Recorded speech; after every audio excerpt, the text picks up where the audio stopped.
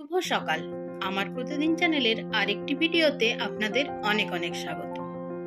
এই পাকা আমের সিজনে আমরা আম দিয়ে তো অনেক রকম রেসিপি বানিয়ে থাকি, কিন্তু আজ আমি বানাবো পাকা আম দিয়ে পরোটা। আপনারাও যদি এই পাকা আমের পরোটা বানাতে চান তাহলে আমার ভিডিওটি প্রথম থেকে শেষ পর্যন্ত দেখুন। আর যদি ভালো লাগে তাহলে অবশ্যই আমার চ্যানেলটি সাবস্ক্রাইব করে নিচে বেল আইকনটি প্রেস করে দেবেন আর একটি লাইক করবেন। দেরি না করে চলুন দেখে নিই কিভাবে বানাচ্ছি আমি এই পাকা আমের পরোটা।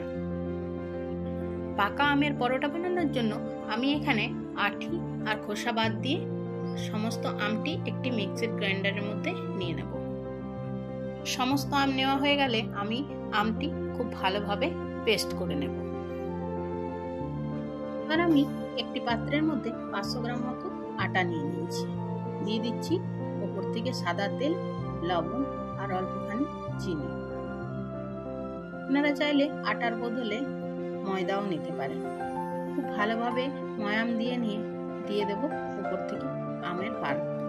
এখানে আটা মাখার জন্য জল ব্যবহার করব না, এই আমের পাল্প দিয়েই মাখব।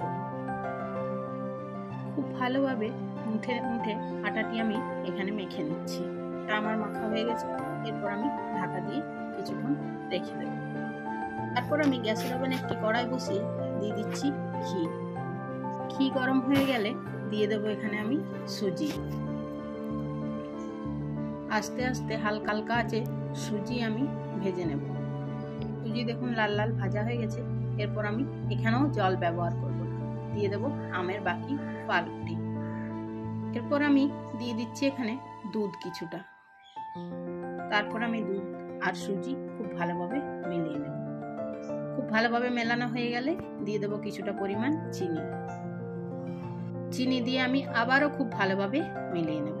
আমি আগে থেকেই কাজু আর কিশমিশ কুচি করে কেটে রেখেছিলাম, সেটিও আমি সুজির মধ্যে দিয়ে দিলাম। একটু শুকনো শুকনো হয়ে আসলে আমি নামিয়ে নেব। সুজি আমি ঠান্ডা করার জন্য রেখে দিয়েছি। এখানে আমি আটার লেচি কেটে নিচ্ছি। খুব ভালোভাবে ঠান্ডা হয়ে গেলে লেচির মধ্যে পুর ভরে নেব। ভালোভাবে পুর ভরে নেব, চেষ্টা করব যাতে না বেরোয়। হালকা হালকা করে বেলে নেব। আমি এখানে ঘি আগে থেকেই গলিয়ে রেখেছিলাম, ঘি দিয়ে ভেজে নিচ্ছি।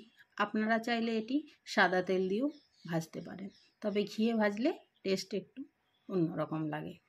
এক এক করে আমি সমস্ত পরোটাগুলি এখানে ভেজে নিয়েছি। এবার পরিবেশন করার পালা। আপনাদের কেমন লাগলো এই আমের পরোটা অবশ্যই কমেন্টে জানাবেন। আজ তাহলে এই পর্যন্তই রাখি। আবার দেখা হবে নতুন কোনো ভিডিওর সাথে। ততক্ষণ পর্যন্ত সবাই খুব ভালো থাকবেন, সুস্থ থাকবেন।